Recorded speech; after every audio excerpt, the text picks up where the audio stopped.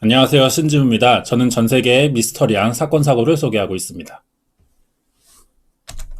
어떤 사람들은 인간의 손이 닿지 않은 자연으로 탐사를 갑니다.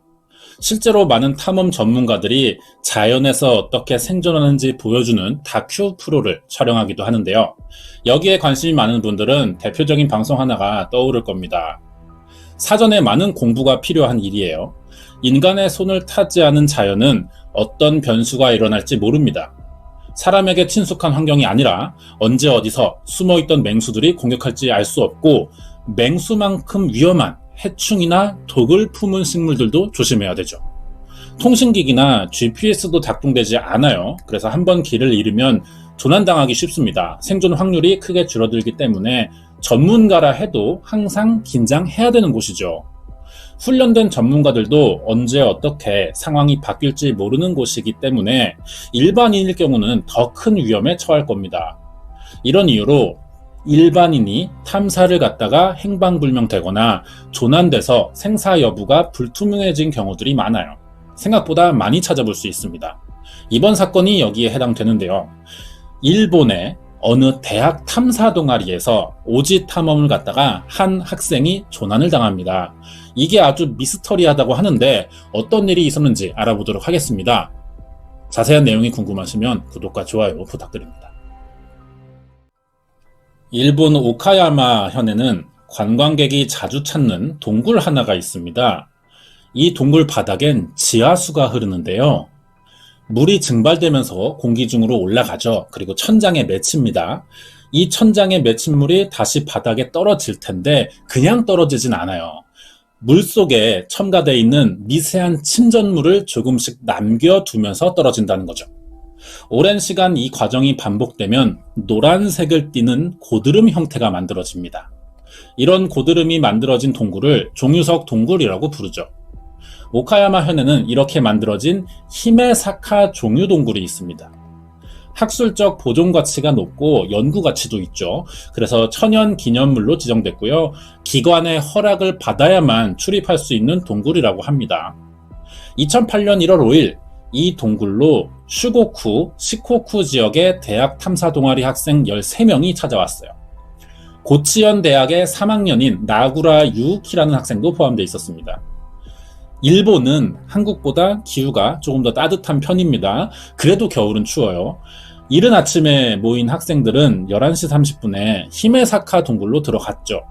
13명이 한 번에 들어가진 않았습니다. 동굴 안은 사람 한 명이 겨우 지나갈 정도로 길이 좁아서 나눠서 들어갈 생각이었던 것 같아요. 동굴 안으로 깊이 들어가면 여기 큰 호수가 하나 나온다고 하는데 나구라가 이 호수를 발견합니다. 그러자 바로 옷을 입은 채 호수에 뛰어들었다고 하는데요. 수심이 몇 미터인지도 전혀 모르고 수영을 시작했어요. 얼마나 들어가야 발을 디딜 수 있는지도 모르는 거죠. 그래서 사건이 발생합니다. 나구라가 호수 밑으로 사라져 실종된 거예요. 남은 학생들은 밖으로 나와 구조 요청을 합니다. 하지만 실종 신고는 저녁 6시 15분이나 돼서야 경찰서에 접수됐고, 경찰서와 소방서, 예전에 이 동굴 탐사 경험이 있던 인근 대학 졸업생들이 현장을 찾아오게 됐어요. 겨울이라 해까지 빨리 떨어집니다. 어두운 환경에서 수색을 해야 됐던 거죠. 30여 명의 사람들이 나구라를 찾았지만 실패했어요. 상황이 안 좋습니다. 나구라가 아무리 수영을 잘하는 사람이라도 평소보다 체온은 빨리 내려갈 것이고 체력이 좋아도 언젠간 한계가 올 겁니다. 동굴 구조는 이렇게 생겼어요. 호수 입구와 수면까지의 높이가 측정해보니 5m였습니다. 거기에 확인된 수심은 30m나 됐다는 거죠.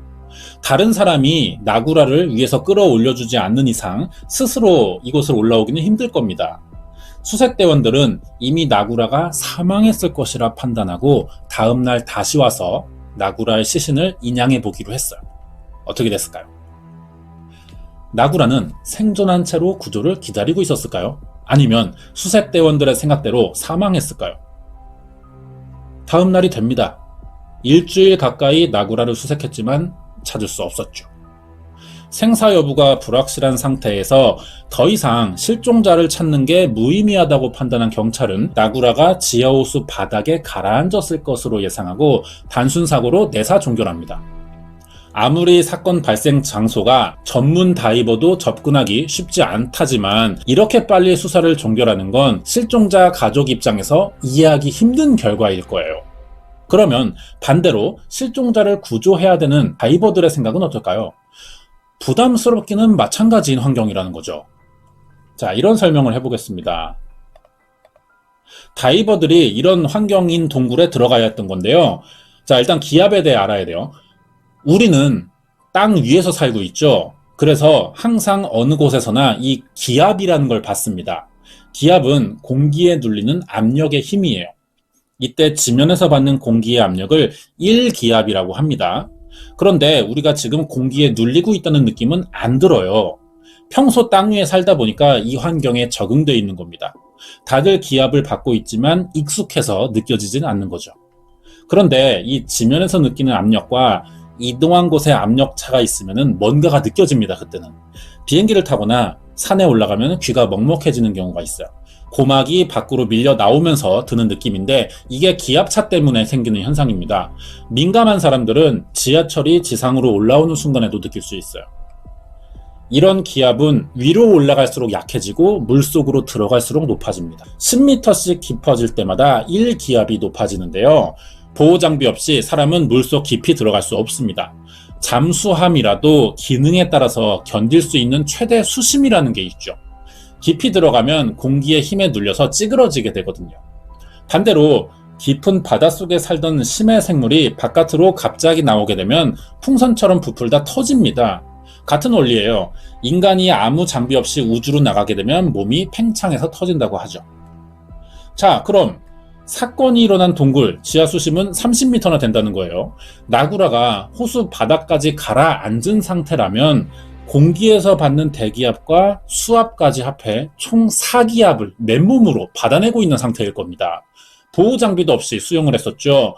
30m 깊이로 내려갔으면 아마 갈비뼈가 눌릴 정도로 힘든 상황을 겪고 있을 겁니다. 압력으로 공기의 부피가 줄어들 테니 공기 소모량도 더 빨라지겠죠. 그래서 보호장비나 산소통을 메고 들어가는 다이버들도 오래 잠수할 수가 없는 환경이에요. 하지만 나구라의 경우는 장비 하나 없는 사복 차림이라는 겁니다. 호수와 나구라의 조건이었다면 같이 간 대원들이 구조 요청을 하는 사이 이미 폐에 물이 차면서 숨을 쉬지 못해 사망했을 가능성이 너무 높아요. 이런 지식이 있는 전문 잠수부들이 당연히 쉽게 들어가지 못하는 겁니다. 구조하러 출동했으니 보호장비가 준비되어 있겠죠. 어느 정도의 안전은 보장되지만 그래도 환경이 부담스러운 건 마찬가지라는 거예요. 우리나라를 예로 들면은 한강 수심이 7, 8m 정도 됩니다. 가장 깊은 지점을 찾아도 10m 정도일 거예요. 이걸 생각해보면 체감이 어느 정도 될 겁니다. 차라리 바다에 빠졌다면 대형 장비라도 동원하겠지만 여기는 사람 한 명 겨우 지나가는 좁은 통로로 이어진 동굴이라는 거죠. 뭘 갖고 들어가기가 힘들어요. 이런 여러 악조건으로 제대로 된 수색을 하지 못했고 나구라는 사망으로 잠정 결론 내려지면서 사건이 종결됐어요. 궁금한 점 한 가지는 나구라가 호수에 빠질 때까지 다른 학생들은 대체 뭘 했냐는 겁니다. 물에 뛰어드는 걸 말리거나 그러진 못했더라도 가라앉는 동안 전혀 신경을 안 썼다는 이야기인데 누가 밑에서 갑자기 잡아당기지 않는 한 자신의 몸에 이상이 생겼으면 나구라는 바로 소리를 질러 도움을 요청했을 겁니다. 동굴이니까 소리가 울려서 더 잘 들렸겠죠. 그런데 왜 서로가 이런 당연하다고 생각되는 일을 하지 않았던 걸까요? 여러 가지 이해할 수 없는 의문점이 많은 사건이라고 생각됩니다. 그래서 이제 의심해 볼 차례예요. 이 사건은 대체 왜 일어난 것이고 사건 전후로 보인 수상한 정황들은 더 없었는지 한번 알아보도록 하겠습니다. 사건이 막 알려졌을 때 사람들은 아마추어 대학생들이 무리한 탐사로 일어난 사건 정도로만 생각했습니다. 그러다 나중에 사건 경위가 자세히 알려지자 많은 사람들에게서 다양한 이야기가 나오는데요. 지금까지 알려진 수상한 정황들을 통해 나름의 분석을 잠깐 해보겠습니다. 첫 번째, 대학 탐사 동아리 대원들이 간 장소는 천연기념물로 지정된 곳이었어요. 관련 분야의 전문가라 해도 당연히 지역기관의 허락을 받아야 되는 곳이죠.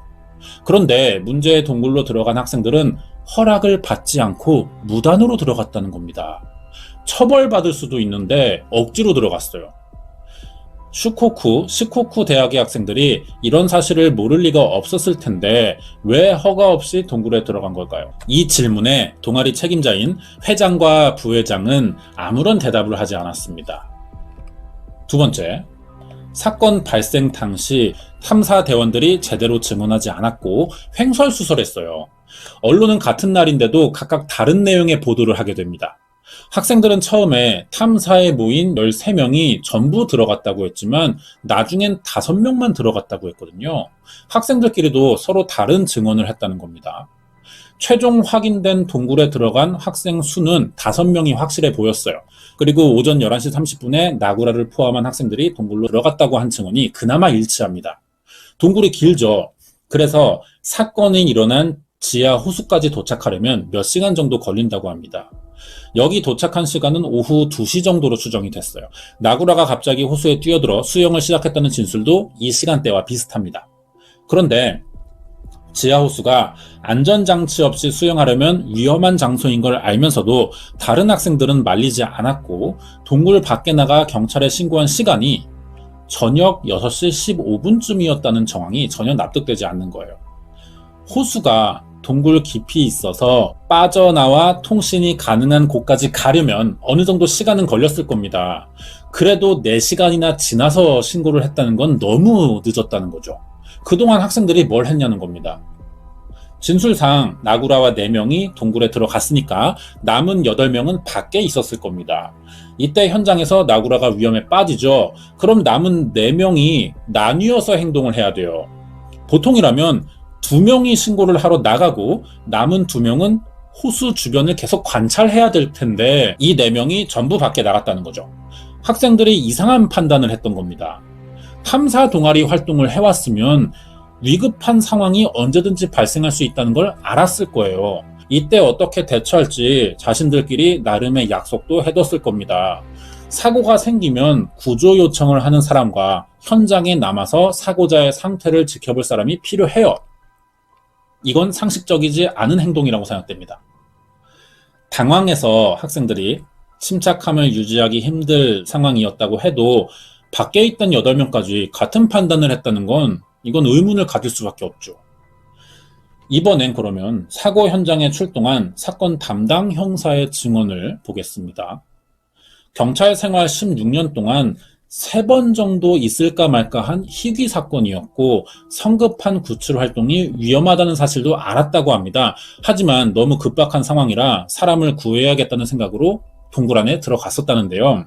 사건 당일은 겨울이라 날이 추웠고 현장까지 접근하는 과정이 너무 악조건이었다고 합니다. 길이 너무 좁고 천장과 주변의 바위들이 금방 무너질 것처럼 보이는 데다가 낮과 밤의 개념이 없어질 정도로 동굴이 어두워서 손으로 랜턴을 켜도 주변을 더듬어야 할 만큼 시야가 좁았다고 증언했어요. 호수에 도착했을 때도 실종자가 여기를 어떻게 뛰어내렸는지 이해할 수 없었다고 했습니다. 전문 장비 없이 접근이 힘든 곳이라는 거죠. 지형이 둥근 반원에 돔 모양으로 돼 있어요. 그래서 소리를 질러도 호수 밖에 있는 구조대원들에겐 목소리가 들리지 않는 형태였다고 합니다. 자신도 언제 조난될지 모르는 상황이었다고 말했거든요. 앞도 잘 보이지 않는데 그럼 나구라는 여길 뛰어들었다는 게 너무 무모해 보이죠.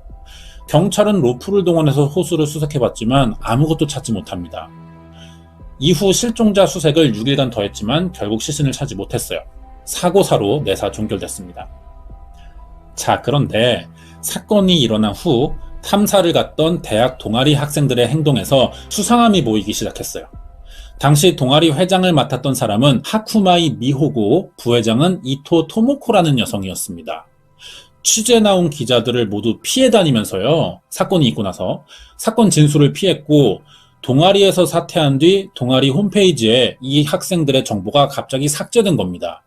이 탐사 동아리는요, 성비를 보니까 대부분이 여학생들이었어요. 연애 문제로 갈등이 자주 일어나는 곳이었다고 합니다. 내부 문제가 많이 있었는데 해결엔 적극적으로 나서지 않았고 갑자기 실종자가 나오자 다들 연락을 피하며 취재를 거부하는 등 어딘가 의심되는 행동들을 보였다는 거죠. 실종자인 나구라는 일본에서만 쓰이는 SNS 계정이 있었습니다. 그런데 사건 이후 나구라의 SNS가 로그인된 흔적이 발견됐어요. 그리고 올렸던 글들이 삭제됩니다. 왼쪽에 빨간 네모칸 쳐진 부분들이 나구라가 직접 올린 SNS 글이에요. 그런데 사건이 있고 나서 삭제됐죠. 나구라가 일기 형식으로 쓰던 글이었는데 이게 공개 상태였다가 실종되자 친구 공개로만 전환되더니 나중엔 전부 삭제가 된 거예요. 없어져 버렸어요, 글이. 나구라의 SNS 계정 비밀번호를 아는 사람만 가능한 일일 겁니다. 평소 친하게 지내던 사람이거나 서로 친분이 있는 탐사 동아리 대원 중 하나일 수도 있어요. 왠지 동아리 회원들 사이의 연애 문제로 시작된 사건이었고 자신들이 의심받을지도 모른다는 생각에 관련된 이야기를 삭제한 것은 아닌가 이런 생각이 들긴 하죠. 이 정황을 먼저 발견한 건 피해자의 가족이었습니다. 대처하기 전에 모든 글들이 삭제돼서 다시 복구할 수도 없었어요. 이런 수상한 상황들이 알려졌습니다. 그러자 일본의 익명 사이트가 유명한 곳이 있죠. 투채널인데 여기서 이 사건에 대한 많은 글들이 올라오기 시작합니다. 그 중에 눈에 띄는 글 하나가 있었어요. 자기가 사라진 나구라와 잘 알고 있는 사람이라고 주장하는 글이 있던 겁니다. 피해자 가족이 더 이상 사건 언급을 금지해달라고 요청했다며 관련 글을 모두 삭제해달라는 거예요. 그러자 이 사이트 이용자들이 글을 쓴 사람의 IP 주소를 추적하기 시작합니다. 주장한 대로 나구라와 잘 아는 사이인지 정확히 밝혀지진 않았지만 고치대학교의 호스트 서버를 접속해서 같은 대학 동문으로 위장해 쓴 글로 드러났어요. 여기서 고치대학은 나구라가 다니던 학교입니다. 어쩌면 나구라는 단순 실종자가 아니라 어떤 사고를 당한 게 아닐까 이런 생각을 해볼 수 있거든요. 대학교는 신입생이 들어오면은 환영한다는 의미로 신고식이라는 걸 하죠. 이 학교가 굉장히 과격한 방식의 신고식을 해왔다고 합니다. 이 신고식이 동굴 탐사였고 여기서 기합을 준다는 목적으로 물에 빠뜨린 건데 만약 나구라가 이때 사망한 것이라면 동아리는 이 사실을 숨기고 싶겠죠. 이렇게 생각하면 나구라가 동굴 호수를 보고 갑자기 뛰어들어 수영을 시작했다는 이 이상한 진술이 맞아떨어지는 것 같거든요. 이러면 숙련된 현장 구조 전문가가 며칠간 수색을 해도 소득이 없었다는 상황도 이해가 됩니다. 문제는 이 가설이 증명되려면 나구라의 시신이 발견돼야 하는데 그렇지 않으니까 사건이 미스터리하게 남아있는 것 같아요. 이 외에 다른 가설도 보자면 이 탐사 동아리는 두 지역에 여러 학교가 가입해 있습니다. 여자가 많은 곳이라고 했었죠. 그런데 나구라가 다니던 고치 대학만 놓고 보면 성비율이 1대1이라는 거예요. 그래서 동아리 내에 서로 연애 감정이나 어떤 이런 분위기 조장이 자연스러울 수 있고 그렇다면 이게 결국 치정 관계에 얽힌 사건일 수도 있다는 거죠. 동아리 회장, 부회장이 여학생인데다 나구라가 이 사이에서 치정 관계에 얽혀 있었다면 원한을 가진 사람이 급하게 범행을 저질렀을지도 모르는 거고요.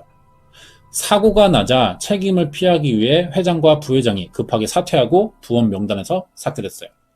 이것은 자신들이 이 사건과 관계가 없다는 것을 보여주려고 한 행동처럼 느껴지고요. 그래서 이게 더 수상해 보이는 겁니다. 나구라의 SNS에 접속해서 글을 지운 사람으로 유력해 보이기도 하죠. 마지막으로 피해자는 처음부터 동굴에 간 적이 없고 다른 장소에서 제3의 인물에게 목숨을 잃은 것이 아니냐는 주장도 있었습니다. 이건 지금까지 나온 가설 중에 가장 신빙성이 떨어지긴 하죠. 나구라가 동굴에 간 걸 목격한 사람이 있어서 제외해도 될 것 같긴 합니다.